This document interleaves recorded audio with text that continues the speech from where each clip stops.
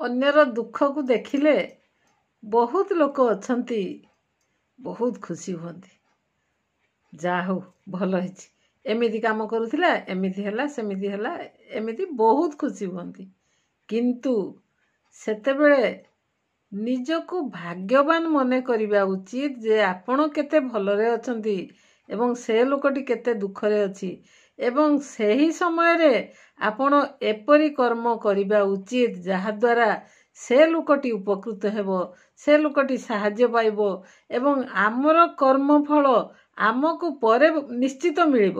ଅର୍ଥାତ୍ ଆମେ ତାକୁ ଯାହା ସାହାଯ୍ୟ କରିବୁ ତାହା ପର ମୁହୂର୍ତ୍ତରେ ଆମକୁ 100 ଗୁଣ ଆକାରରେ ଆମକୁ ଭଗବାନ ଫେରାଇ ଦେବେ। ତେଣୁ ଆମେ ଅନ୍ୟର ଦୁଃଖ ଦେଖି, ଅନ୍ୟର କଷ୍ଟ ଦେଖି ତାକୁ ମଜାକ ଉଡ଼େଇବା ଆଦୌ ଉଚିତ ନୁହେଁ। ଆମେ ଚେଷ୍ଟା କରିବୁ ଆମେ କିପରି ତାକୁ ସାହାଯ୍ୟ କରିବୁ ଏବଂ ସିଏ କିପରି ସେ ଦୁଃଖ କଷ୍ଟରୁ ଉଦ୍ଧାର ପାଇପାରିବ, ଯାହାଦ୍ୱାରା ସେ ଲୋକ ମଧ୍ୟ ଆମର ପର ମୁହୂର୍ତ୍ତରେ ସାହାଯ୍ୟ କରିବ ଏବଂ ସେ ଲୋକକୁ ସାହାଯ୍ୟ କରିଥିବାରୁ ଆମେ ମଧ୍ୟ ଭଗବାନଙ୍କ ଠାରୁ ସାହାଯ୍ୟ ପାଇବୁ। ଆଉ ନହେଲେ ଆମେ ଯେତେବେଳେ ଦୁଃଖରେ ପଡ଼ିଥିବୁ ନା, ଭଗବାନ ତ ଛାଡ଼, କେହି ବି ଶତ୍ରୁ ମିତ୍ର ଆମ ପାଖରେ ରହିବେ ନାହିଁ। ଏହା ନିରାଟ ସତ୍ୟ।